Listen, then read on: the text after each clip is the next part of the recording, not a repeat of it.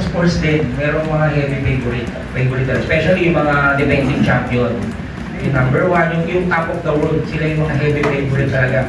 Kaya, same lang sa ibang sports eh. Nangyayari kasi rin sa amin minsan, pag sa mga competition, pabor na pabor yung tawag dun sa world champion. Di ba? Nangyayari talaga. So, dito, talagang inaasahan dito yung mga top world ranking, si Dick Keeper, yung Italian, yan mga yan na lang. Pero yung mga biglaan na lang na maganda yung gising, nakakalungin sila. Pero yung dalawang countries na yan ang ano, heavy favorite. So, sa weapon niya.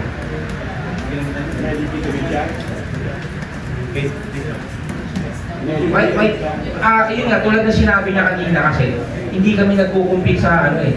Hindi siya nagkukumpit sa world because nga na-injury siya. So ang talagang chance namin is makatapat yung 1 or 2. Yun po yung pinaka-mabigat na ano namin. Kasi nga, galing kami sa wildcard. So papupunta talaga kami sa pinakababa. So 1 or 2 lang ang pwede namin bagsakan po na... Opo, pero siyempre, bago maglalaro muna kami round of 64 eh.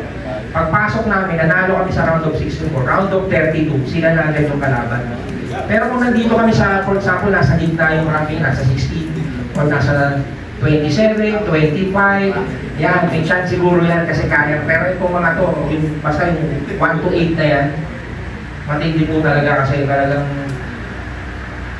grabe exposure po talaga. Pero dadating din tayo dyan. Ang importante rito, sabi ko nga lagi, one at a time, step by step.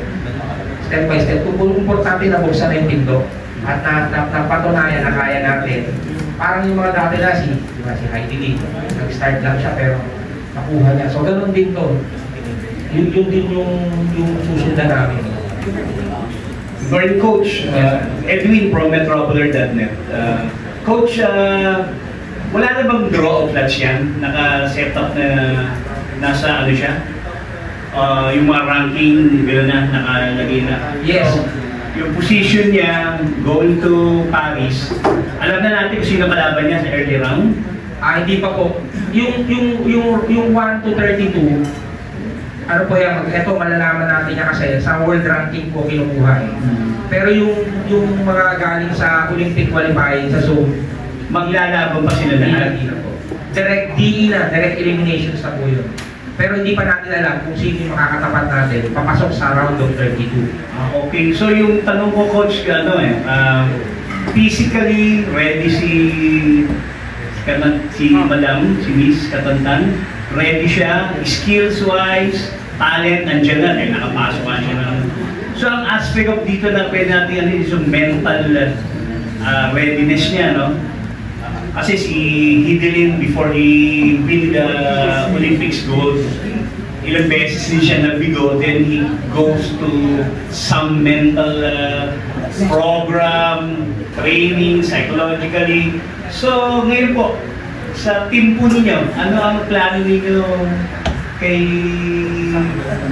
Sam para maging ready siya pagdating sa Olympics?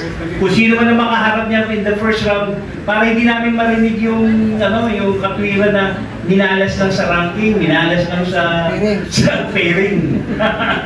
So, ano ang plano po ninyo? So ngayon, ang gagawin muna namin, of course, ibalik yung mental na sa 100% kasi meron pa rin siyang because of ACL. So yun muna, kasi kailangan makabalik yung physical, yung speed niya. Sa mga competition, nakita ko ito, hindi race pa eh. So mabagal talaga. Mabagal. Tapos, meron pa siya, wala siyang peace of mind na baka mamaya. Ang iniisip pa rin yung... Baka bumalik, you know? Yes. So yun po ngayon, ang ano namin, kailangan bumalik yung 100% niya na hindi niya na iniisip yung injury niya. Yes, so yun po. So in terms naman sa competition, wala kaming ano rito kasi alam talaga namin malakas yung... Kahit saan kami pumesto rito, malakas yung mga kalaban namin. Pero ipapakita namin na kaya natin. Yun muna. You rate your injury kung ulit na ba o konti pa?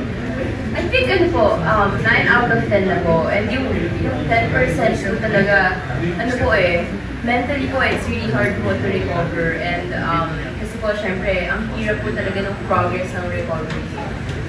Yung the other question, yung what would it take to win a gold in the Olympics for you, Sam? Kung ano yung dapat mong gawin, not just to win a medal, but to win a gold in the Olympics?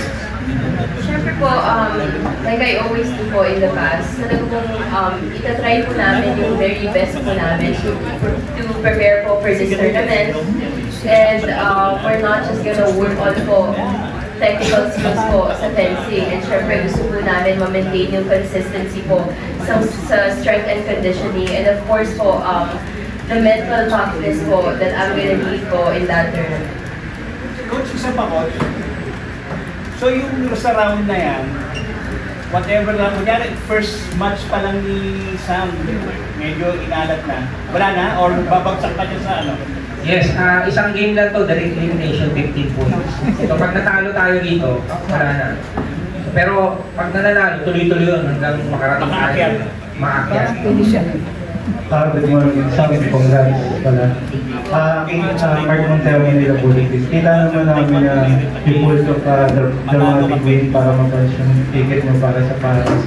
Siguro, can you walk us through na lang sa naging mental state mo nung down ka sa laban against your sa rival? Paano mo na-overcome? So actually po, weeks po before the tournament, I was very stressful talaga and pressured po na before po competing sa Olympic qualifying. Kasi nga po,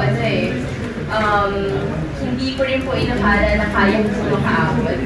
But when I arrived po in the tournament at the venue po talaga, na-feel ko po how blessed I am to be able po to make it in that tournament. And the whole tournament, for some reason po, I was just enjoying the whole competition and I had less pressure po kasi nga po I came from the injury and I think that really helped me a lot kasi nga po na-miss ko po ng sobra yung fencing. And ngayon po, feel ko po parang nag-start lang po ulit ako and every time po na magpakumpita ako, every time na nasa strip ako, I'm very excited. And of course po, walking po sa final match ko po against the girl from Kazakhstan. Grabe po, sobrang bias po kasi talaga ng referee. So the whole bout po was very, frustrating po talaga siya. So I tried po as much as possible po to focus and believe po na kung para sa akin po talaga. And tanggapin po na kapag natalo ako in that tournament, it means po other people are deserving kasi hindi lang naman po ako yung nagtatrabaho. Lahat po ng mga atleta po from each country ay binibigay po nila yung best nila to get a gold medal po and that ticket po to Paris. Okay.